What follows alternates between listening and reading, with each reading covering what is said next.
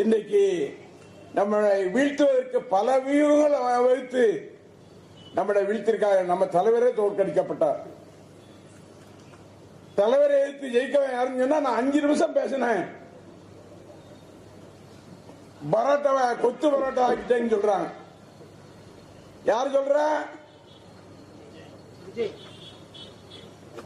சாயங்காலம் 6 மணிக்கு போனா அடுத்த நாள் காலையில 10 மணிக்கு எழுப்புவான். அவனுக்கு என்ன நடக்கிறதுன்னே தெரியாது. தமிழகத்துல யார் இருக்கா, யார் போனா, யாருக்கு செய்தோம் என்பது தெரியாது.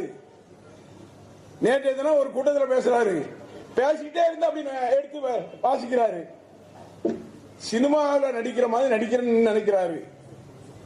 இந்த வேஷம்லாம் எடுபடாது. இந்த வரலாறு உருவாக்கின்ற காலம் உள்ளாட்சி மன்ற தேர்தல்.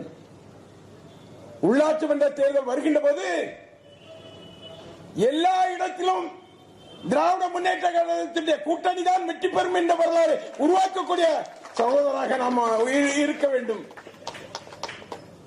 காங்கிரஸ் எங்கேயாவது ஜெயிச்சு பார்ப்போம். எந்த இடத்திலாவது தேவக்காவா கேவாக்காவா அவன் ஜெயிச்சு பார்ப்போம். காக்கா காக்காவா? சரி, யாரும் ஜெயிக்க முடியாது. உள்ளாட்சி மன்ற தேர்தலாக இருந்தாலும் சரி. இப்ப இடைத்தேர்தல் வரப்போதில்லை. அந்த இடைத்தேர்தல் 5 தேர்தல் ஏதோ தள்ளி போட்டிருக்காங்க, அது இதுன்னு சொல்றாங்க.